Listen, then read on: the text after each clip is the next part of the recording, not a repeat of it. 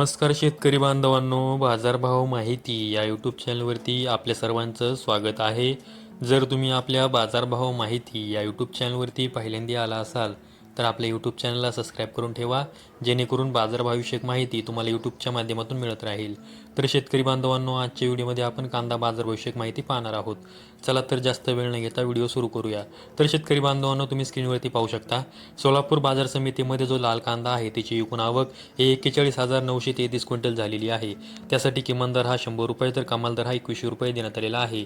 तर सर्वसाधारण दर हा 800 रुपये देण्यात आलेला आहे. त्यानंतर पुढील बाजार समिती आहे येवला बाजार समिती. त्यामध्ये जो लाल कांदा आहे त्याची एकूण आवक 16,000 क्विंटल झालेली आहे. त्यासाठी किमान दर हा 150 रुपये तर कमाल दर हा 1301 रुपये देण्यात आलेला आहे. तर सर्वसाधारण दर हा 975 रुपये देण्यात आलेला आहे. त्यानंतर पुढील बाजार समिती आहे लासलगाव बाजार समिती. त्यामध्ये जो लाल कांदा आहे त्याची एकूण आवक ही 26,392 क्विंटल झालेली आहे. त्यासाठी किमान दर हा 500 रुपये तर कमाल दर हा 1356 रुपये देण्यात आलेला आहे. तर सर्वसाधारण दर हा 1100 रुपये देण्यात आलेला आहे. त्यानंतर पुढील बाजार समिती आहे लासलगाव निफाड बाजार समिती. त्यामध्ये जो लाल कांदा आहे त्याची एकूण आवक ही 6,556 क्विंटल झालेली आहे. त्यासाठी किमान दर हा 500 रुपये तर कमाल दर हा 1,251 रुपये देण्यात आलेला आहे. तर सर्वसाधारण दर हा 1100 रुपये देण्यात आलेला आहे. त्यानंतर पुढील बाजार समिती आहे लासलगाव विंचूर बाजार समिती. त्यामध्ये जो लाल कांदा आहे त्याची एकूण आवक ही 18,428 क्विंटल झालेली आहे. त्यासाठी किमान दर हा 500 रुपये तर कमाल दर हा 1,281 रुपये देण्यात आलेला आहे. तर सर्वसाधारण दर हा 1,050 रुपये देण्यात आलेला आहे. त्यानंतर पुढील बाजार समिती आहे मालेगाव मुंगसे बाजार समिती. त्यामध्ये जो लाल कांदा आहे त्याची एकूण आवक ही 17,500 क्विंटल झालेली आहे. त्यासाठी किमान दर हा 400 रुपये तर कमाल दर हा 1,377 रुपये देण्यात आलेला आहे. तर सर्वसाधारण दर हा 1,075 रुपये देण्यात आलेला आहे. त्यानंतर पुढील बाजार समिती आहे नागपूर बाजार समिती. त्यामध्ये जो लाल कांदा आहे त्याची एकूण आवक ही 1,520 क्विंटल झालेली आहे. त्यासाठी किमान दर हा 1,500 रुपये तर कमाल दर हा 1,800 रुपये देण्यात आलेला आहे. तर सर्वसाधारण दर हा 1,725 रुपये देण्यात आलेला आहे.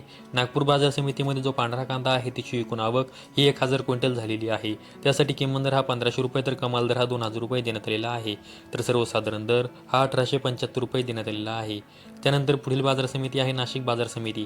त्यामध्ये जो पोळ कांदा आहे त्याची एकूण आवक ही 3,491 क्विंटल झालेली आहे. त्यासाठी किमान दर हा 400 रुपये तर कमाल दर हा 1,400 रुपये देण्यात आलेला आहे. तर सर्वसाधारण दर हा 1,100 रुपये देण्यात आलेला आहे. त्यानंतर पुढील बाजार समिती आहे पिंपळगाव बसवंत बाजार समिती. त्यामध्ये जो पोळ कांदा आहे त्याची एकूण आवक ही 21,000 क्विंटल झालेली आहे. त्यासाठी किमान दर हा 300 रुपये तर कमाल दर हा 1,452 रुपये देण्यात आलेला आहे. तर सर्वसाधारण दर हा 1,000 रुपये देण्यात आलेला आहे. त्यानंतर पुढील बाजार समिती आहे पुणे बाजार समिती.